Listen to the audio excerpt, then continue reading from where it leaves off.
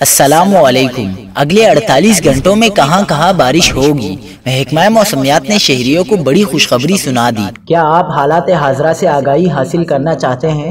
خبر کے پیچھے چھپے اصل حقائق جاننا چاہتے ہیں تو ابھی سبسکرائب کیجئے جلمل پاکستان کو اور ساتھ ہی گھنٹی کے نشان پر کلک کر دیں۔ آپ کو بتاتے چلیں کہ کراچی میں سمندری ہوائیں چلنا شروع ہو گئی ہیں۔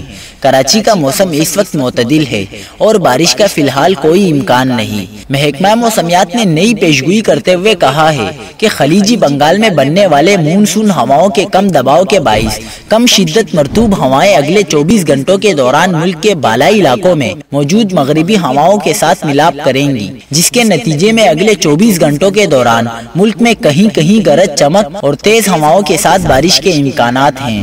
محکمہ موسمیات کے مطابق پیر کے روز ملک کے بیشتر وسطی اور جنوبی علاقوں میں موسم خشک رہے گا، تاہم شام اور رات کو شمال مشرقی پنجاب، بالائی خیبر پختونخوا، گلگت بلتستان اور کشمیر میں تیز ہواؤں اور گرج چمک کے ساتھ بارش اور بلند پہاڑوں پر برف باری کا امکان ہے۔